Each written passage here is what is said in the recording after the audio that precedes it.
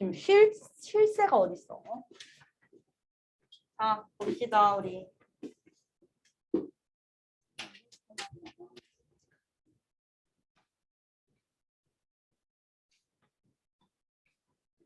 감각기관 볼게요. 4단원.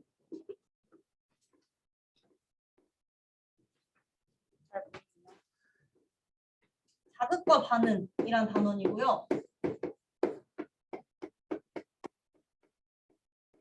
자극을 받아들이는데 필요한 게 바로 감각기관이죠.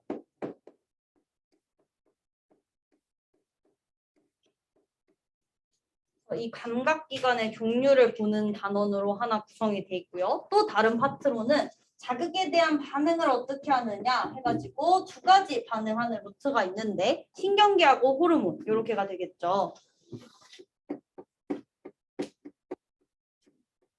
그리고 3단원 필기를 다 해서 오늘 조금 있다가 쉬는 시간에 뽑아가지고 나눠드릴 거고요. 자극과 반응도 나눠드릴게요.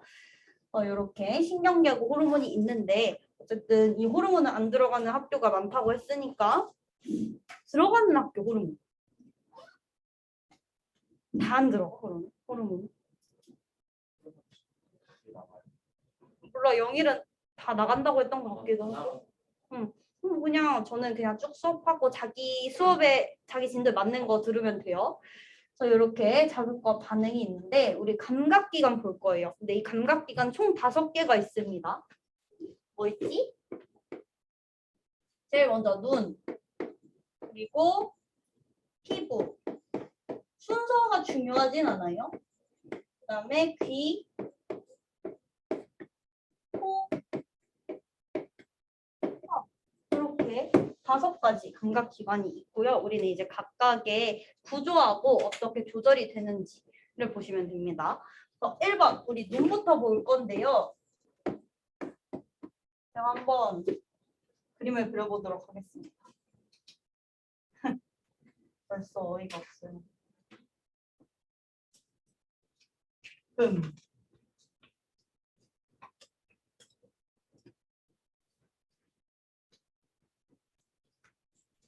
이게 맞아?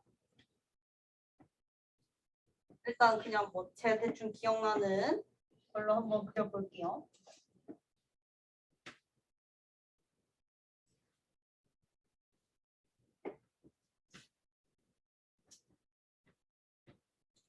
이렇게 생겼다고 한번 해봅시다. 그래서 일단은 가장 눈 바깥에 있는 이 눈 앞에 있는 막을 뭐라고 할까요? 눈의 앞에 있는 눈을 만지면 만져지는 저 막을 각막이라고 합니다. 각막.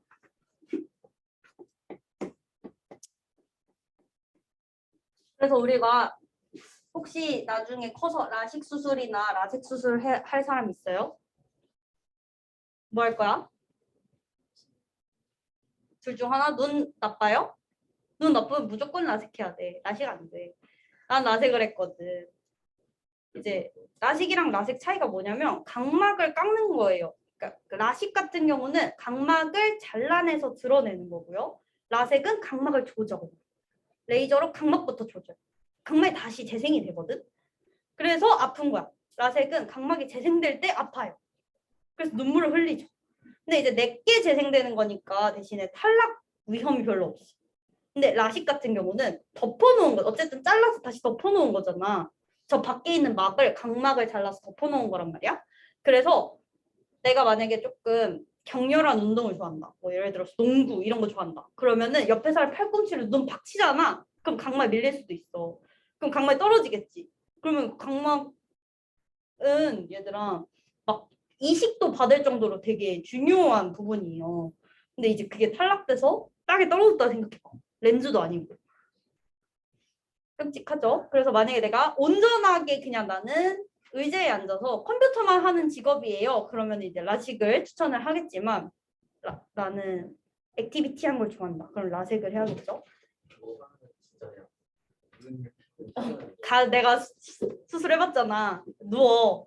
그러면은 의사 선생님이 들어와. 근데 이제 눈 수술이니까 마취가 안 된단 말이야. 그러면은 이제 눈에다가 그 안약을 떨어뜨려서 마취를 해요. 그러니까 내가 잘 수 없어. 그 수술하는 걸 고스란히 다 봐야 돼.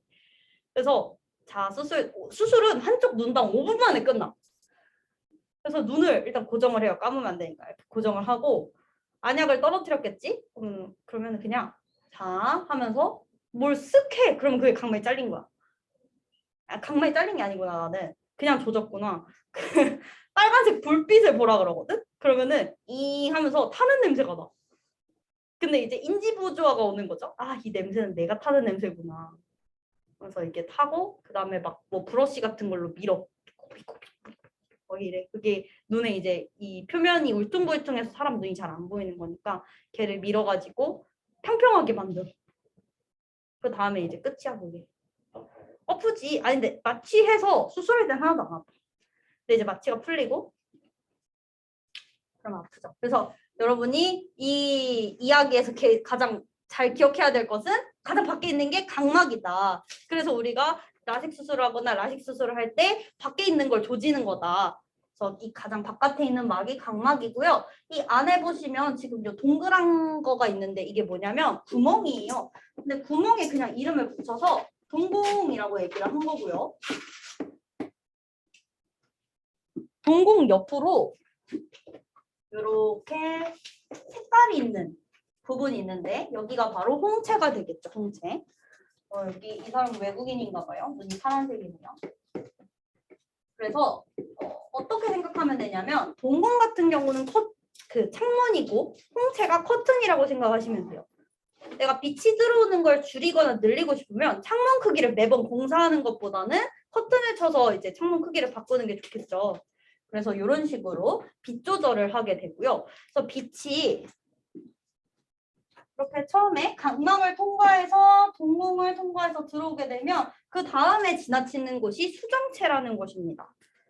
여기가 수정체. 이 수정체부터는 약간의 역할이 있어요. 얘는 뭐 하냐면 빛의 굴절.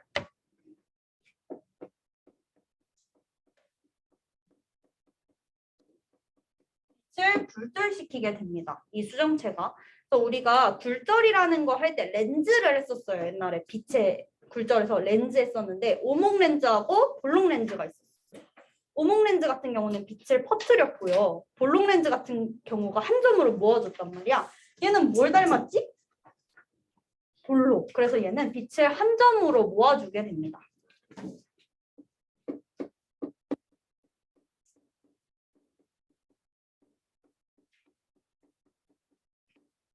그렇게 되는 거고, 그래서 이 수정체로 이제 빛이 들어오게 되면은 여기 안에 유리체라는 게 있어요. 얘는 그냥 눈알 모양을 동그랗게 유지해주기 위해서 들어있는 거라고 생각을 해주시면 되고, 하나 빼먹은 게 있죠. 요 앞에 지금 수정체 옆에 달려있는 이 끈 같은 걸 뭐라고 할까요?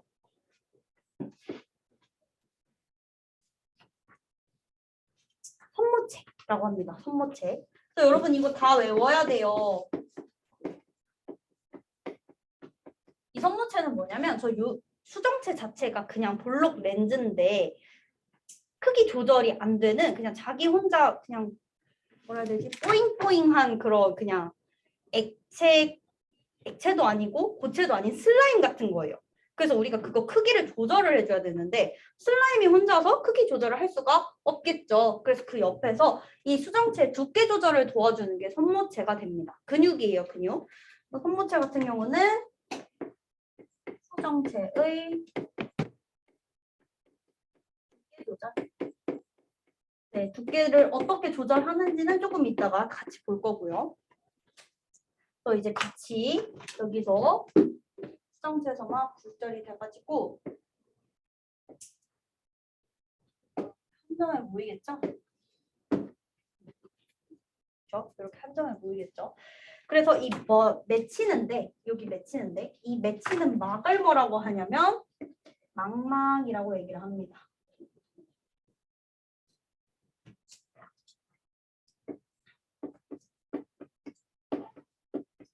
망막이 굉장히 중요한 곳이에요. 우리 눈에서 굉장히 중요하고 이 망막이 왜 중요하냐라고 하면 망막에 시각세포가 있습니다.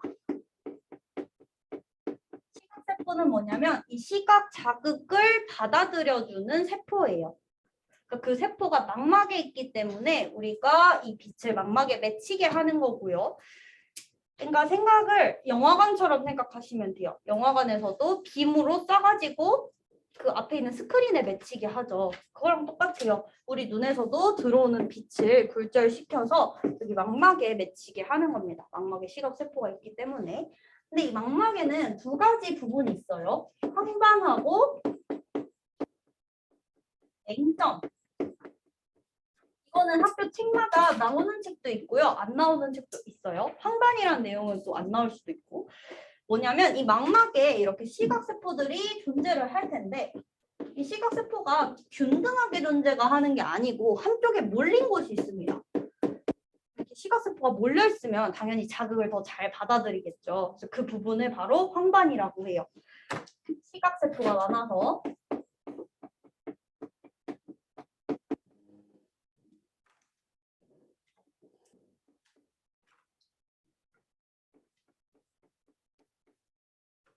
을 많이 받아들이는 것. 그래서 여기가 황반, 더 또렷한 상을 볼 수가 있습니다.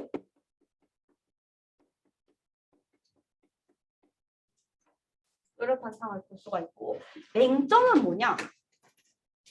이것도 저번에 설명을 했었는데 여러분이 콘센트를 꽂고 이 콘센트를 뒤로 뺄 때 컴퓨터 선을 연결한다고 쳐볼게요. 그럼 컴퓨터 선을 연결하고 뒤로 빼는 게 낫지 정리를 하려면. 근데 얘는 바보같이 앞으로 빼요. 컴퓨터 선은 앞으로 뺍니다. 그러면은 컴퓨터 선이 이렇게 모여가지고 한쪽으로 돌아나가는 곳이 있을 거예요. 이렇게. 진짜로 이렇게 생겼어요. 진짜 비효율적이지. 바보 같지 않아? 그래서 여기 이렇게 돌아가는 곳에는 세포가 있을 수가 있을까요? 없을까요? 없죠. 그래서 여기에는 시각세포가 없어요. 시각신경이 앞으로 돌아나가면서 시각세포가 없는 부분이 생기는데 여기가 바로 맹점입니다. 그 맹점은 시각세포가 없어요.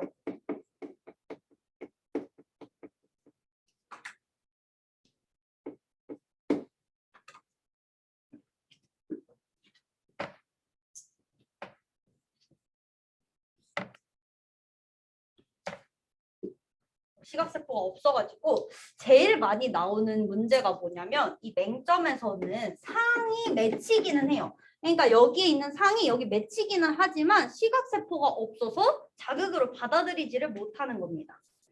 이해가 될까요? 그래서 그건 시험에 좀 잘 나와요. 이 상이 맺히지만 요거를 딱 맺히지 않고 시각세포에도 없어서 자극이 안 들어온다. 이렇게 문제 내기 딱 좋죠. 상은 맺혀요. 상은 맺히는데 시각세포가 없어서 자극이 안 들어오는 겁니다.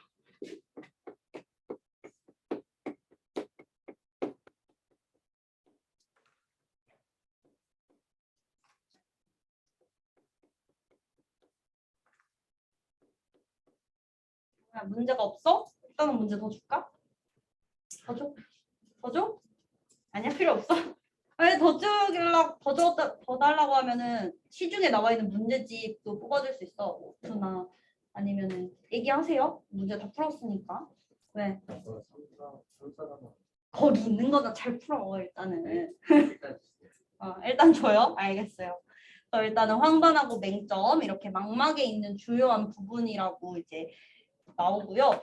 이제 두 부분만 더 하면 되는데 어디냐면 가장 밖에 이 눈 가장 밖에 흰자를 뭐라고 하냐면 공막이라고 해요. 그냥 흰자라고 생각하면 되고요.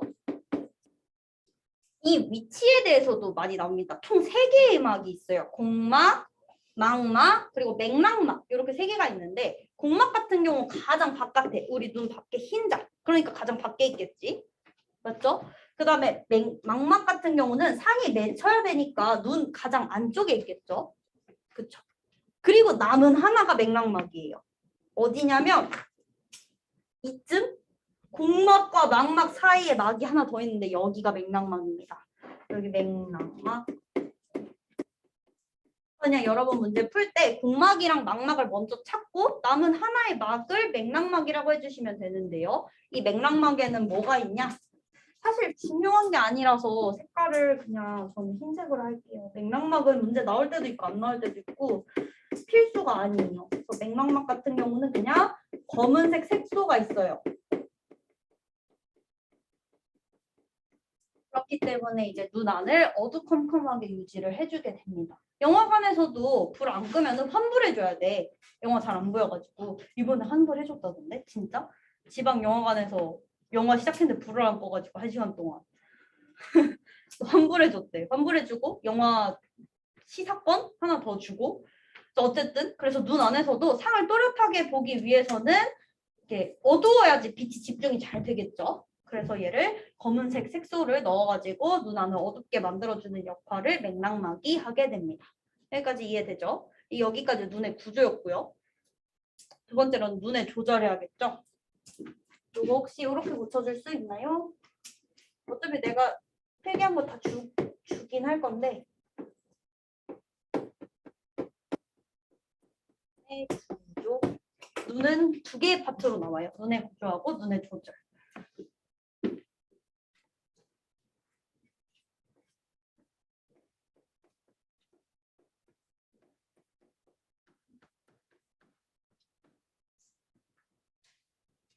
안 나오지.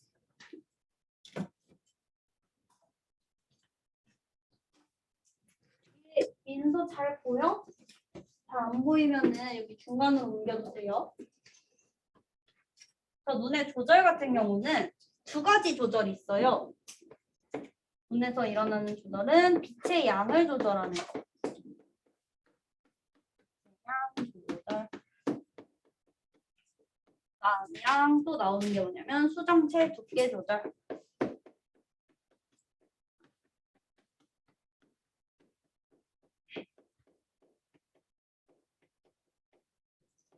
우리 빛의 양을 조절하는 부분이 아까 어디였냐면 그 창문과 커튼 이렇게 있었죠. 어디냐면 이 홍채를 조절을 해요. 홍채를 통해서 동공을 조절하게 됩니다.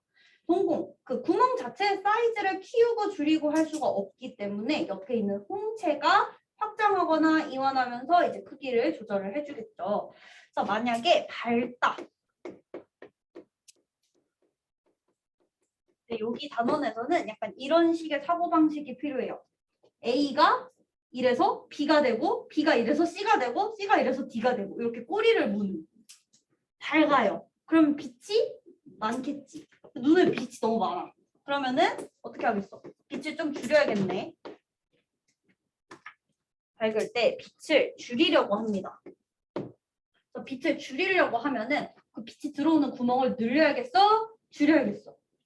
줄여야죠. 그래서 동공 크기를 줄일 거예요.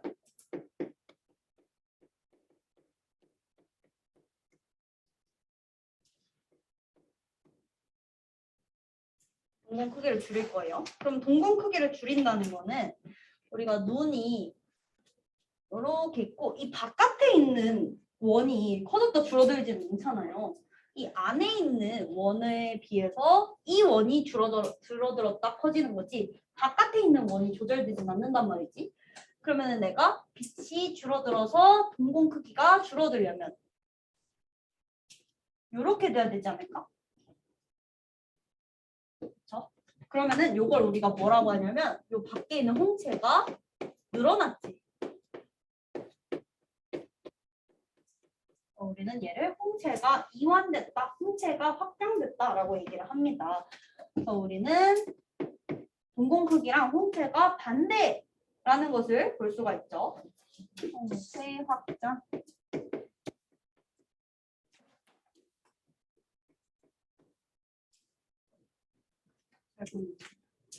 그다음에 어두울 때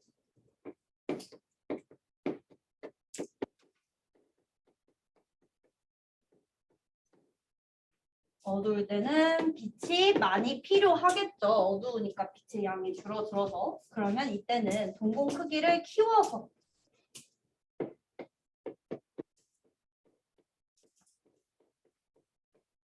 동공 크기를 키워야 되는데 이때는 이 그림과 반대로 만약에 이렇게 있다고 하면 동공 크기가 커지려면 주변에 있던 홍채가 최대한 이렇게 축소를 해야지 동공이 커지겠죠.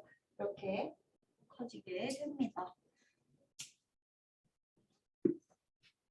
얘 같은 경우는 홍채가 축소된다. 홍채 축소. 생각을 해주시면 될 것 같아요.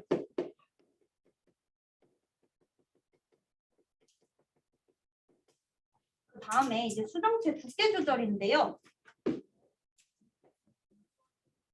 이 수정체 아까 혼자서 절대 조절을 못한다고 했어요. 그래서 그 옆에 붙어있는 선모체를 통해서 조절을 하게 되는데요.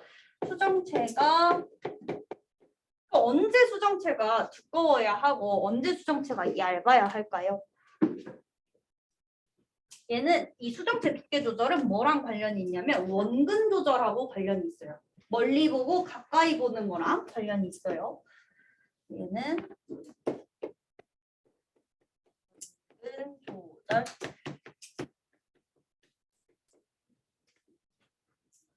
우리가 가까이 있는 물체를 볼 때는 수정체 두께가 두꺼워야 합니다.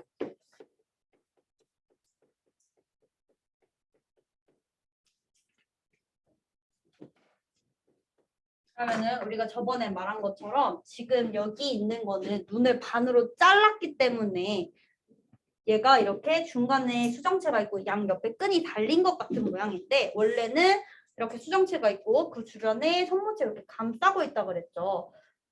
그림에서도 잘 보이니까 이 수정체가 그럼 두꺼워지려면 얘를 쥐어 짜야겠지. 니네가 그 말랑거리는 젤리 같은 거 탱탱볼 같은 거 이제 예전에 많이 샀을 거 아니에요. 문방구에서. 요즘 안 파나 그런 거? 쥐 모양 찍찍이 이런 거 팔지 않아? 쥐 모양. 초3 때 그치 그런 시절 꺼내와서 그런 말랑거리는 젤리를 쥐어 짜면 어때요? 그 젤리가 터지기 전까지 눈을 터트리면 어떡해? 터트릴 수 없잖아. 그치? 그러니까 얘를 살짝만 쥐어 짜봐요. 그러면 얘는 두꺼워지겠죠. 옆으로 두꺼워지니까 여기서도 가까이 있는 물체를 볼 때는 이렇게 옆에 있는 애가 쥐어 짜서 얘를 두껍게 만들어줘야 됩니다. 그래서 수정체 두께가 두껍다는 거는 선모체가 어떻게 됐다는 거예요? 쥐어 짜는 게 수축이야 이완이야? 수축. 이완은 이렇게 편하게 릴렉스 되는 상태를 이완이라고 하고요. 수축 자체가 이렇게 힘을 줘서 쥐어 짠다 라는 뜻이에요. 그래서 이때 선모체가 수축되겠네요. 근육이니까 옆을 둘러싸고 있는 근육이니까. 그다음에 멀리 있는 물체를 본다.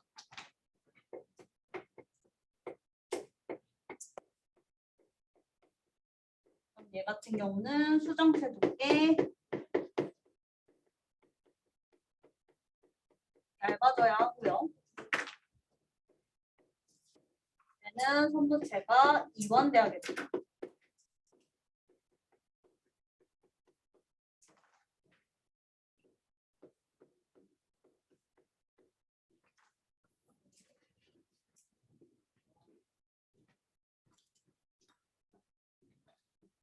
냐리. 냐리.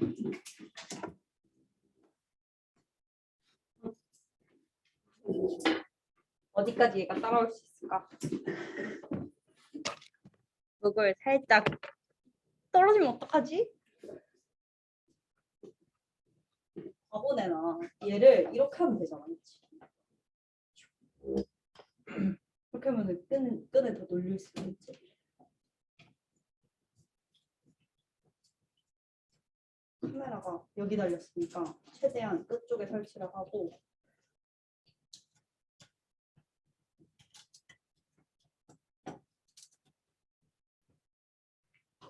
이게 최선입니다.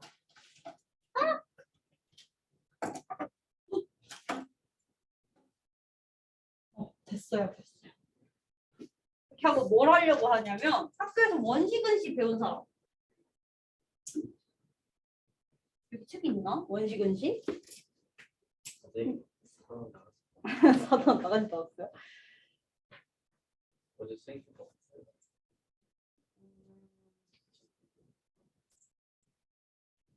원시근시라는 게 있는데요. 추가적으로 해보면은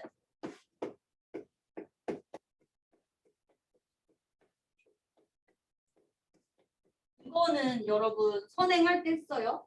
원시근시 들어봤어요? 원시가 뭘까? 원리는 뒤에 오 한자 좀 치네. 뭘 원해 볼시죠. 그래서 멀리 있는 게 보이는 거니까 가까이 있는 게 안 보이는 거죠. 그래서 이 원시 같은 경우는 가까이 있는 게 안 보여요. 근시는 멀리 있는 게 안 보여요. 그럼 왜 가까이 있는 게 안 보이고 멀리 있는 게 안 보일까?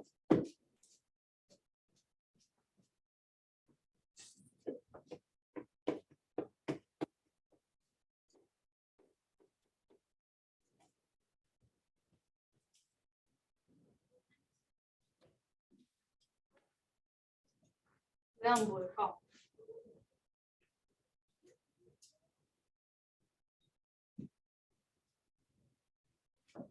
원시 같은 경우는요, 가까이 있는 게 안 보이는 거죠. 눈이 있을 때 상이 너무 앞에 맺혀요.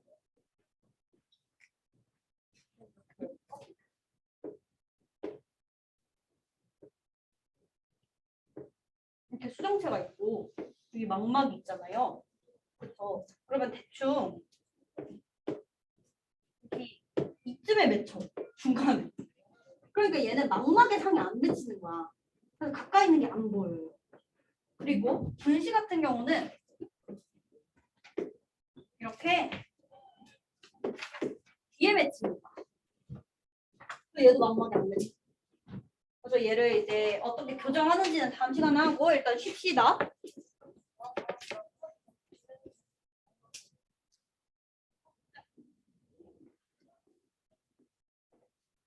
원시 같은 경우에는 가까이 있는 게 안 보이는 거예요.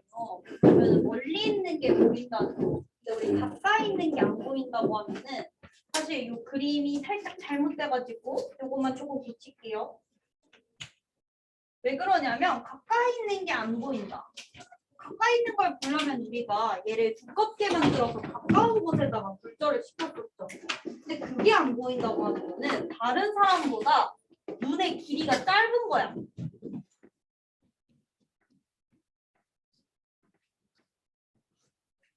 옆에 준민이가 수업이었지, 그치? 안 돼, 안 돼. 준민이랑 나쁜. 그때 우리 모두 다 어린 시절이 있는 거죠. 이렇게 해맑던 시절이 학원에 와서 즐겁나 봐, 그치? 우리는 지금 다들 좀비가 따로 없어. 뛰어다닐 힘이 하나도 없어가지고 애들이. 이 원시라는 것은 가까이 있는 게 안 보이는 건데 가까이 있는 게 안 보인다. 얘가 최대한으로 굴절을 시켜도 망막에 안 맺히는 거예요. 왜냐? 눈 사이 거리가 짧아서. 그러면 근시 같은 경우에는 가까이 있는 게 보이고 멀리 있는 게 안 보인다는 거지. 얘는 뭐냐면 내가 최대한 멀리 보내봐도 내 눈에 안 닿는 거야. 왜냐? 눈 사이 거리가 멀어서.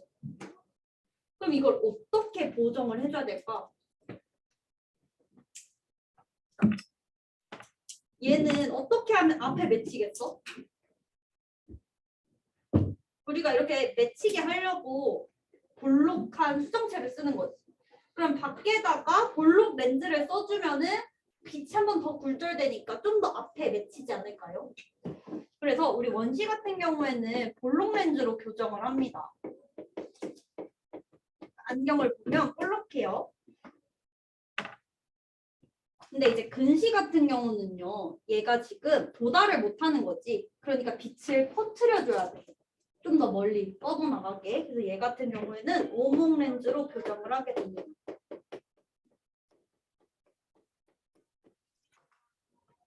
요거는 이제 시험에 나올 때도 있고 안 나올 때도 있고 이게 너무 어려운 내용이라서 거의 안 나오는 학교가 많을 거예요. 근데 이제 뭐 우리도 문제 보니까 없긴 하던데 상문제나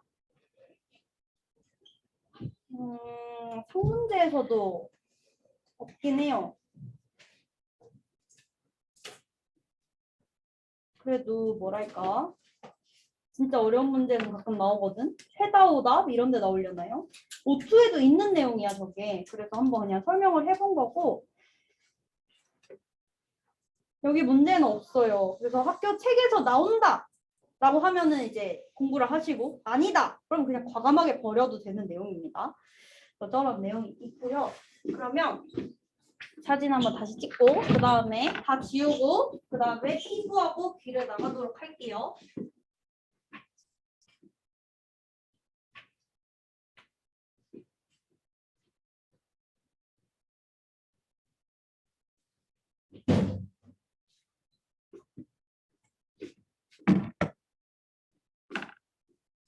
이제부터 조금 쉽죠. 제일 어려운 게 눈이었어가지고.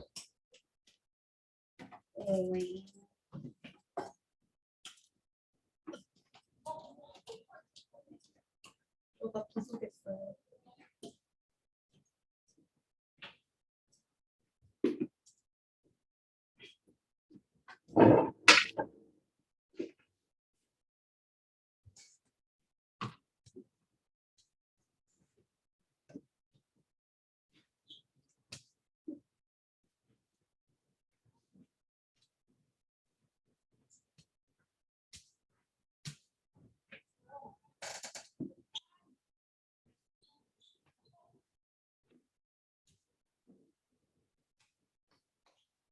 자, 그 다음에는 두 번째 피부입니다. 피부.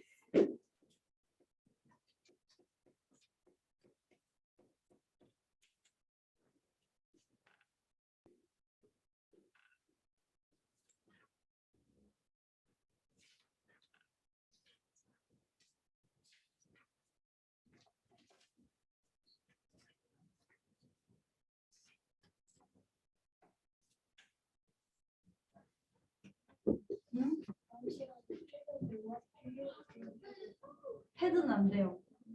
패드는 이제 필기를 하다 보면 사실 내가 패드를 너무 잘 써서 스플릿 뷰라는 너무 좋은 기능이 있어.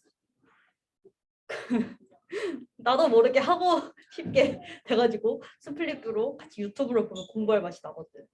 그래서 여러분 못 믿는 건 아닌데 패드는 뭔가 그래도 그건 맞지. 그건 맞는데 원래 우리가 와이파이가 안 돼도 핸드폰 할 수 있는 건 너무 많아. 갑자기 어제 먹은 치킨 사진이 보고 싶어요. 사진첩 들어가. 내가 그래서 그런가? 사진첩 들어가. 그리고 카톡 갑자기 막 카톡 뭐 했는지 궁금해. 카톡 읽어봐. 아 재밌다. 어제 친구랑 한 얘기인데 왜 이렇게 재밌지? 이렇게 되기 때문에 안 돼. 경계가 흐트러지면 안 돼. 얘네 패드로 공부할 수 있는 건 대학교 가면 패드로 공부 완전 많이 할 수 있어요. PPT가 한 500장 되거든. 그러면 무조건 패드로 해봐야 돼. 안 그러면 이제 눈물 절절 나고 복사비 개화이 나오고 눈물 나죠. 피부 합시다. 우리 피부는요. 눈 같은 경우에는 눈 자체가 자극을 받아들였었는데 피부에는요. 각종 자극을 받아들일 수 있는 감각점이라는 것이 있습니다.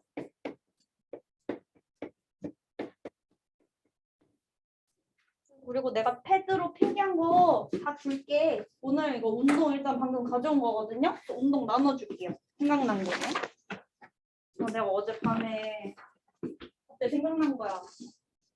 그래가지고 엄청 열심히 공부했어. 따끈따끈 새로 필기한 거. 근데 오늘 컬러 프린트가 안 된대. 학원 일주일 동안. 일단 급하게요. 급하게는 흑백으로 보시고요. 컬러 프린트 되면 다시 찍어드릴게요.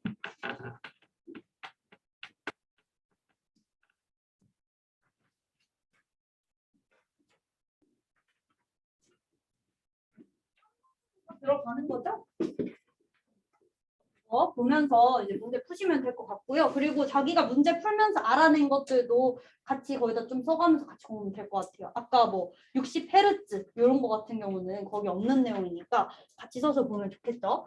그래서 우리 피부는 감각점으로 구성이 돼 있고 이 감각점도 종류가 있어요. 첫 번째 감각점은 이것도 순서는 별 의미는 없습니다. 통각을 느낄 수 있는 통점. 그리고 촉각을 느낄 수 있는 촉점. 그리고 압력을 느낄 수 있는 압점.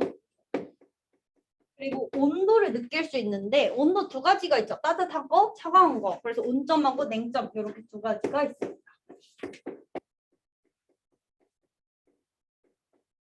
우리가 얘는요, 뭐 구조에 대해서 보지는 않고요. 각각의 특징 정도만 보면 되는데요. 이 감각점 중에서 가장 많은 감각점은 뭐냐? 이제 통점이 가장 많아요.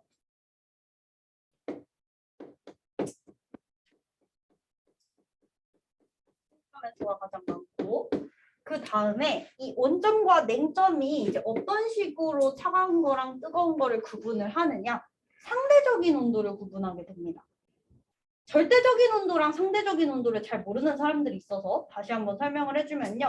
상대적인 온도는 옆에 있는 것에 비해서 어느 정도로 차갑고 따뜻하냐.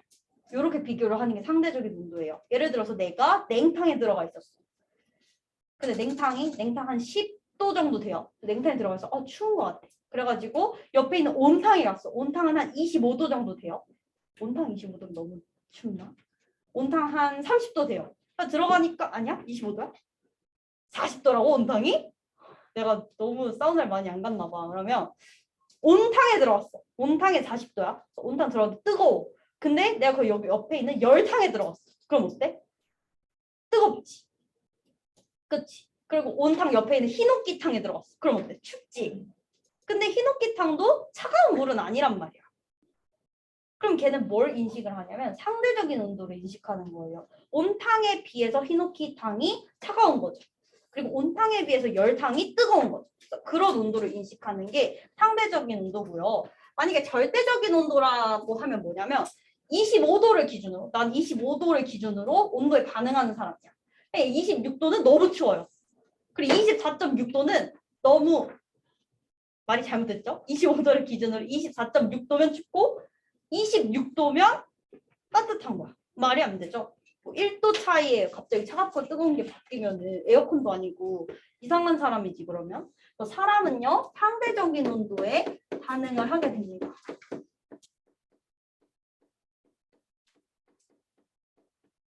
이것도 실험이 있어요. 뭐 왼손과 오른손에 각각 뜨거운 물과 차가운 물에 놔두고 그림을 한번 그려볼까? 사람이 있는데 손이에요, 손.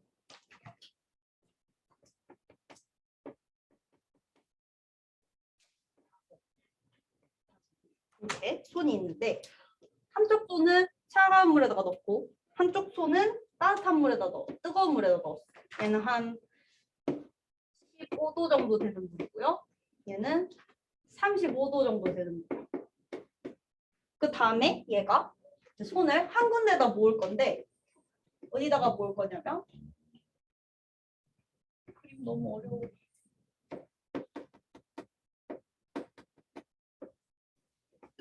이번에는 25도 정도의 물에다가 넣었다고 칠게요. 그럼 이쪽 물은 이쪽 손은 어떻다고 느낄까? 차가운 물에 있다가 25도의 물로 들어갔어요. 그러면 뜨겁네 라고 느끼겠죠. 여기 있는 온점이 반응할 거고요. 35도에 있던 물을 25도에 넣으면 차갑네 라고 생각을 할 거예요. 얘는 냉점이 반응하겠죠. 이렇게 하는 실험도 가끔 나온다라는 거고요. 그 다음에 이 감각점들의 특징 중에 하나는 뭐냐면 몸의 부위마다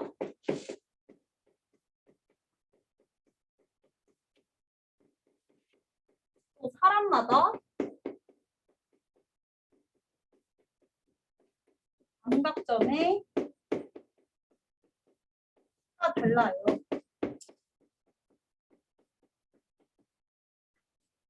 그리고 또 감각점 사이도 항상 비율이 정해진 건 아니에요.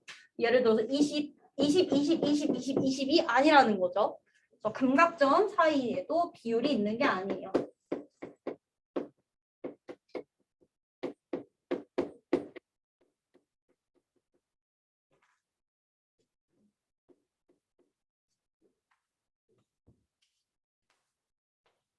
우리 몸의 부위마다 사람마다 감각점 수가 다른데 그럼 어떨수록 좋은 거냐? 감각점 수가 많을수록 그 감각에 대해서 예민하다라고 할 수가 있는 거예요.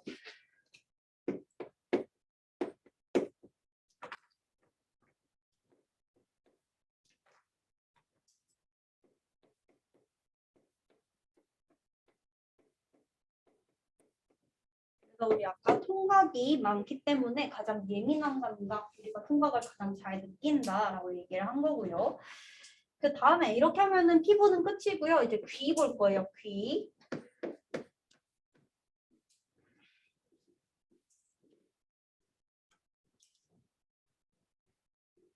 귀는요. 듣는 것뿐만 아니라 평형 감각에도 관여를 합니다. 그래서 귀에서 우리가 할 수 있는 거는 청각신경하고요.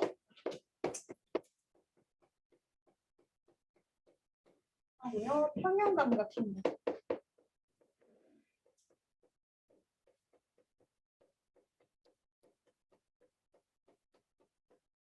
이렇게가 있습니다. 그래서 저가 이제 평형 감각 신경은 파란색으로 한번 표시를 해볼 거고요. 그리고 청각신경 같은 경우는 빨간색으로, 주황색으로 표시를 한번 해볼게요. 먼저 귀. 가장 밖에 이렇게 귓바퀴가 있겠죠? 좀 허접하게 쓰이긴 했네요. 귀. 그리고 나는 귀걸이라고 했으니까 귀걸이. 여기도 뚫었어. 여기는 아직도 피가 나.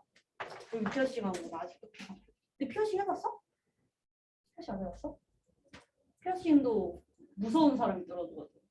난 그 물을 수가 없었어. 그래서 샵에 들어갔는데 피어싱 하러 들어갔는데 약간 여기에 막 피어싱 돼 있고 여기 피어싱 돼 있고 여기 문신 있으신 분 어디 뚫으러 오셨어요? 하자마자 이제 뒤돌아 나가고 싶었는데 나가지 못해서 쫄아가지고 그래서 그냥 귀를 내어줬어. 아무데나 예쁜 대로 뚫어주세요. 그래서 그냥 여기 뚫었거든. 근데 진짜 개 무서운 게 그냥 바늘로 그냥 찔러. 바늘 2만 원 가져와가지고 그냥 눈을 감았죠. 그냥 와가지고 뚫더라고. 그래가지고 피 나지. 나 아직도 피 난다니까. 이게 여기가 잘 골나 봐. 그래서 이거 내가 무슨 시공간? 여기도 시공간이 있나? 그 안산 중앙동에 액세서리 파는 데가 있어. 이상한 향 같은 거 피워놓고 액세서리 파는 데가 있는데 거기서 이제 산 한 5천 원짜리 피어싱 꼈더니 바로 귀가 초록색으로 변하는 거야. 이 주변이 녹슬어가지고 그래서 바로 빼고 금으로 바꿨어. 그래서 여기에 이제 피어싱도 있고. 정우야! 언제부터 자고 있었지? 시작할 때부터 자고 있었나? 아니지? 어쨌든 이렇게 귀가 있고요. 그래서 우리가 여기를 귓바퀴라고 합니다. 그래서 우리 귓바퀴 평평하게 생긴 게 아니고 쪼글쪼글하게 생겼죠. 이유는 이제 소리를 잘 모아주기 위해서 이렇게 안쪽으로 모아지는 깔때기 모양으로 생긴 거예요. 이렇게 안쪽으로 들어가고 있죠. 네. 소리를 모음. 그래서 이제 귀 안으로 들어오게 되면 귀 구멍이 있어요. 그래서 요거를 책에서 귓구멍이라고 배우는 학교도 있고요. 웨이도라고 고급진 물로 배우는 학교도 있어요. 너네 어떻게 배워? 아직 안 해서 모르나? 웨이도? 내가 가르치는 다른 애들은 귓구멍이라는 거나 보고 아니야 웨이도야 했더니 아니 우리 학교에서는 저희 학교에서 귓구멍이란데요? 이러는 거야. 너무 멋이 안 나지 않아? 귓구멍? 귓구멍이 뭐니 진짜? 웨이도라고 합시다 우리는. 웨이도. 발호 귓구멍. 이 웨이도는 그냥 귀 바깥도에 귀이 길도예요. 귀 바깥에 있는 지금 귀 바깥 아닌데 왜 왜지? 고막의 바깥쪽에 있어서 웨이도라고 생각해 주시면 될 것 같아요. 그래서 그냥 우리가 귀 파는 곳 있죠. 그 안에 공간 있죠. 그 부분을 이제 웨이도라고 하는 거고요. 웨이도를 쭉 따라가다 보면은 여기 이렇게 조그마한 막이 있습니다. 이 막이요, 고막이라는 건데 새끼손톱만 하대요. 각자의 새끼손톱만한 고막이 들어있어요. 얘는 고막. 얘가 하는 일은 뭐냐면요. 막을 진동시켜가지고 소리를 진동으로 바꿔주게 됩니다. 그리고 이 고막이요 진동하는데 그렇게 큰 진동을 내지를 못해요. 그래서 여기에 요상하게 생긴 이렇게 그림을 잘 그렸는지 모르겠지만 이렇게 생긴 귓속뼈라는 게 있습니다. 귓속뼈.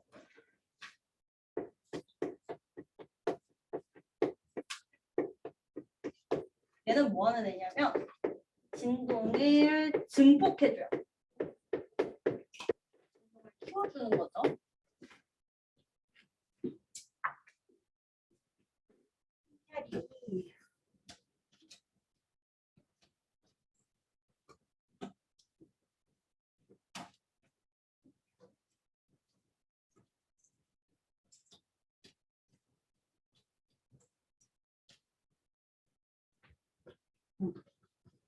진동을 증폭시켜 주면요, 이제 여기가 이렇게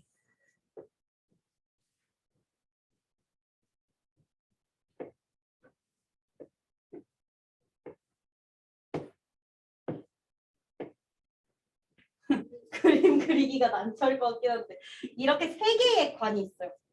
그냥 그리고 여기에 이렇게 달팽이처럼 생긴 거 있다 이렇게 그려주면 돼요.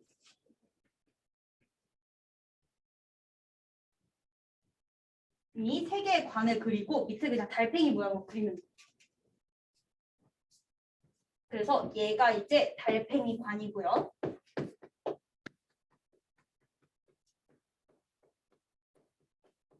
그 다음에 얘가 반고리관이라고 하는 거고 이 어느 지역이라고 볼 수는 없지만 이 반고리관과 달팽이관 사이의 이 부분에 전정기관이 있어요. 이 정도만 하면은 귀에 있는 거의 모든 게 끝났고 이 밑에 무슨 관 같은 게 있거든? 그걸 우리가 유스타키오 관 또는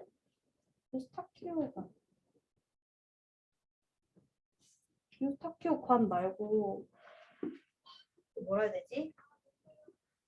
그 중학생 용어 있는데 유스타키오 같은 어려운 말 말고 알아 혹시? 그 적지 않나요? 유스타키오 관 이거 관 있잖아 이거 소리 이렇게 기압 조절해주는 거 이렇게 빵 뚫리는 거 맞아 귀인조관 한국말로 하면 귀인조관이고요 영어로는 유스타키오관이에요. 그래서 이렇게 귀인조관이라는 것까지 하면 돼요. 자 이제 색깔을 표시를 해서 한번 구분을 해봅시다. 청각신경에 관여를 하는 건요 일단 귓바퀴가 있겠죠. 여러분도 볼펜 빨간색 볼펜이랑 파란색 볼펜으로 구분을 하시면 돼요. 귓바퀴 그리고 웨이도 그다음에 고막 그리고 귓속뼈 그리고 달팽이관 이렇게가 이제 이 청각신경에 관여를 하는 거고요. 그 다음에 반고리관, 전정기관 얘네는 평형감각신경에 관여를 합니다. 그래서 각각이 관여하는 종류가 다른 만큼 신경이 연결되는 것도 두 가지예요. 문제에서 뭐가 많이 나오냐면 반고리관과 전정기관이 청각신경을 통해서 뇌로 전달된다. 틀린 말입니다. 얘네는 얘네를 전달해주는 이런 평형감각신경이 따로 있어요.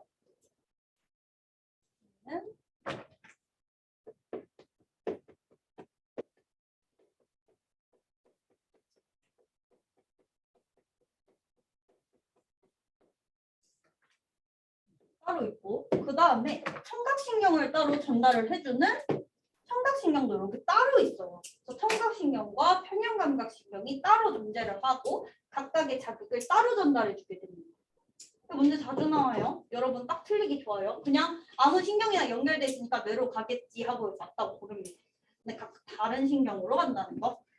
얘는 청각신경.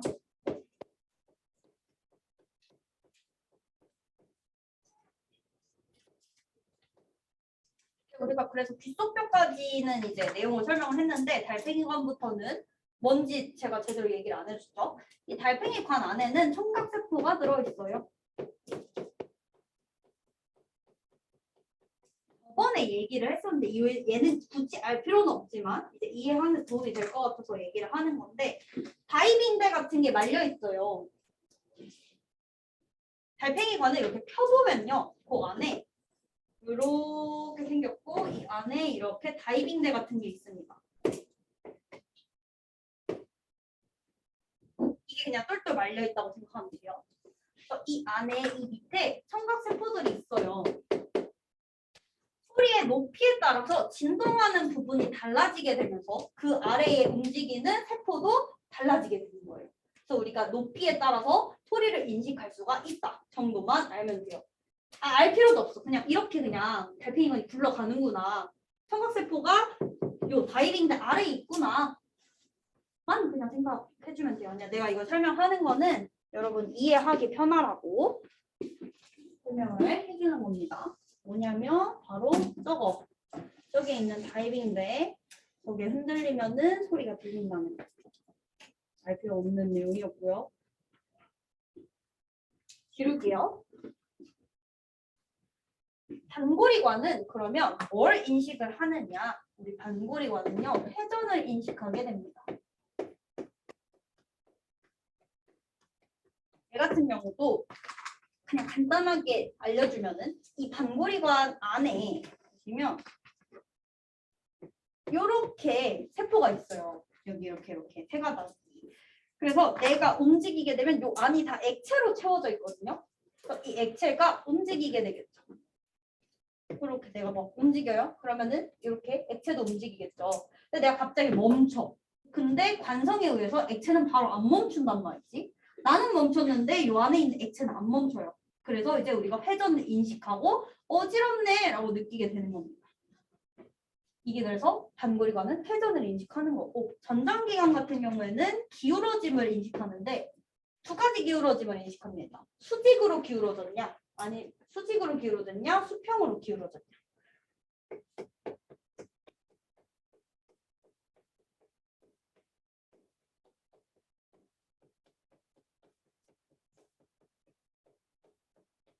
그래서 요거 전에 그 뿌티첼 이렇게 하면서 뿌티첼 돌멩이 얘기했던 거 기억나요?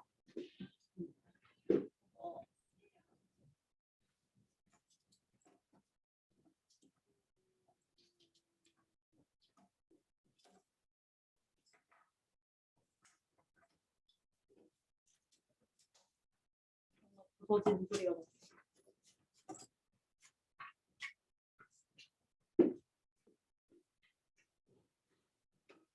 났네. 뿌티첼 돌멩이를 한 번 더 설명을 하면, 왜냐면 가끔 그 아까 얘기했던 액체로 채워져 있다던 림프하고 이석이라는 단어가 가끔 나와요. 어렵게 나오면. 림프가 뭐냐면 그냥 이 달팽이관과 반고리관, 전정기관 모두를 둘러싸고 있는 액체를 얘기합니다. 또 이 안에 지금 액체가 막 굴러다닌다 했잖아요. 이게 림프예요. 림프에.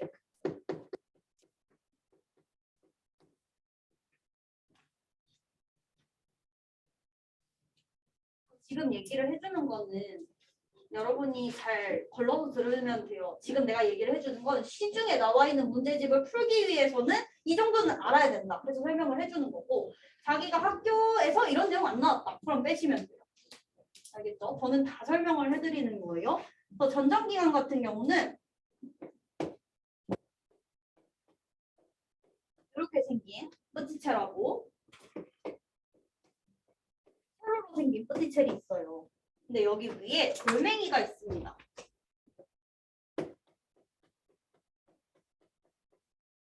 돌멩이가 있어요.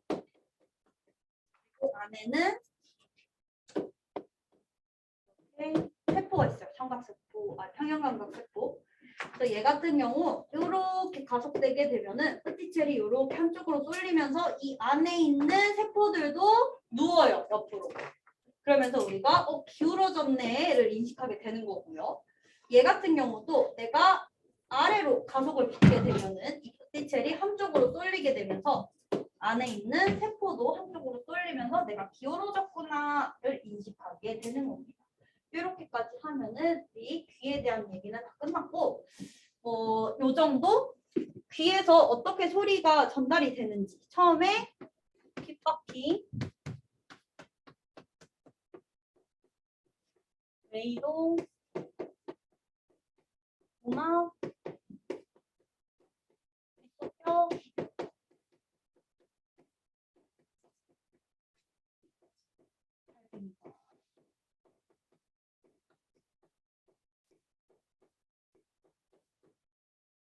이렇게 해주시면 될 것 같습니다.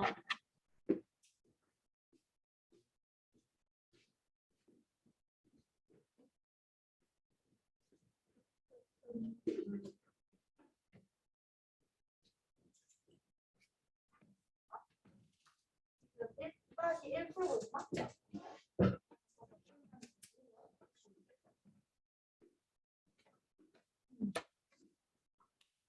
이제 코랑 턱만 하면은 끝나죠? 감각기관. 그렇네. 오늘 신명기까지 좀 무리였다, 그치? 신명기까지 오바였네. 이거 하고 저는 6단원 또 해야 된다는 사실에 눈물이 절절 흐르고. 그 역학적 에너지, 전환과 보존, 전기 에너지. 그것도 만만치 않아 보이지. 이종 멀쩡한 척하는 거 봐. 어? 벌떡 일어나서 멀쩡한 척하는 거 봐.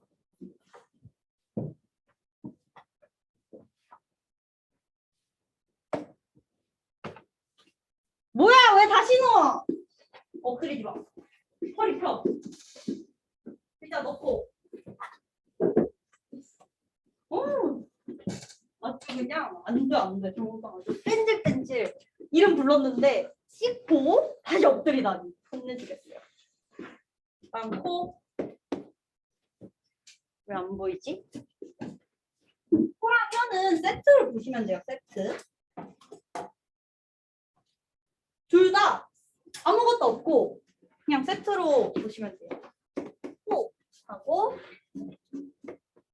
혀. 둘은 약간 자극받는 물질에서 차이가 있는데 코 같은 경우에는 기체 분자를 자극으로 받아들이게 됩니다.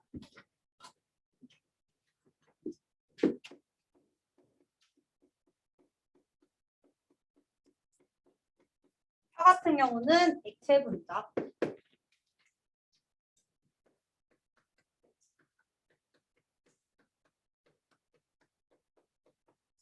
그래서 우리 코도 한번 그려보면 오, 개새 그랬어. 콧구멍이 있고 이제 이 안에 이렇게 공간이 있는데요. 우리가 이 부분을 비강이라고 하고요. 이제 콧구멍에서 이렇게 제 분자가 통통통 이렇게 들어오게 되면은 여기 후각 상피라는 게 있어요.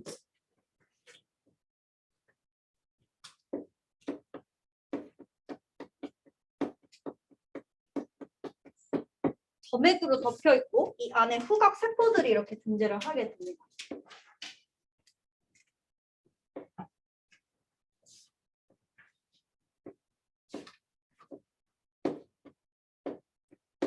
이렇게. 그래서 이 후각 상피에 이제 이 기체 분자들이 결합을 하게 되면요. 후각 상피 뒤로 연결돼 있던 후각 신경이 이렇게 쭉 올라가서 뇌에다가 냄새 맡았음 이렇게 알려주는 거 우리가 코라고 하게 됩니다. 또 별게 없어요, 그냥. 얘 같은 경우 그냥 특징 정도 쉽게 피로해진다. 굉장히 예민해요.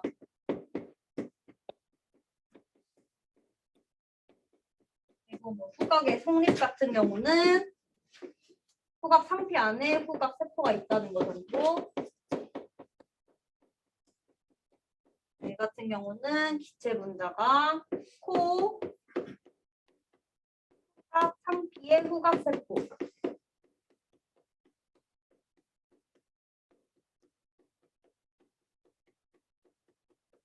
그리고 나서 이제 후각 신경을 통해서 뇌로 들어가게 되겠죠.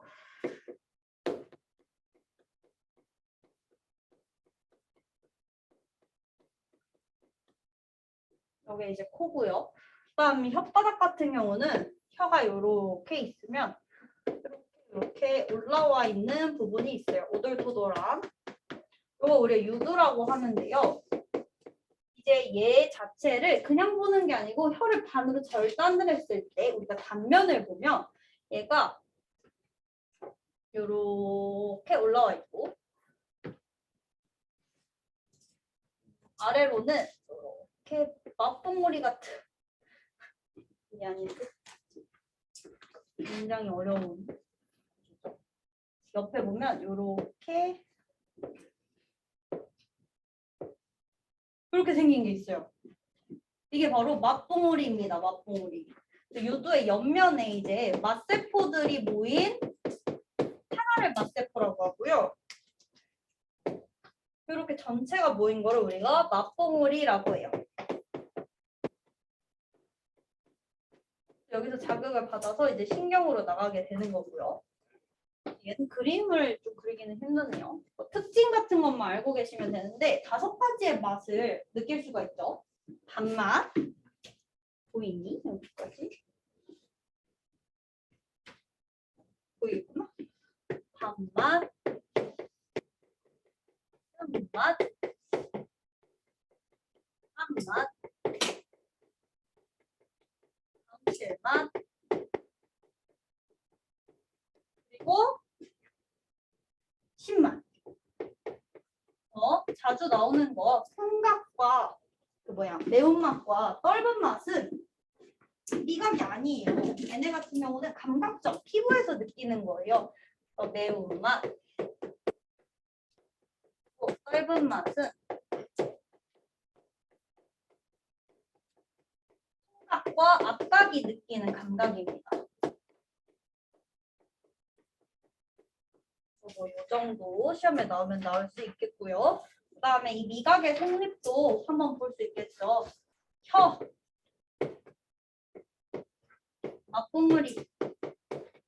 맛봉우리의 맛세포, 미각신경,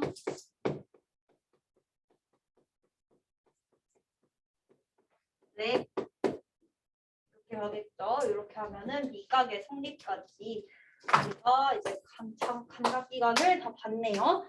자, 이렇게 해서 여러분 문제 푸시면 되고요. 이제부터 저는 3교시부터 하자. 3교시 중간에 끊기니까.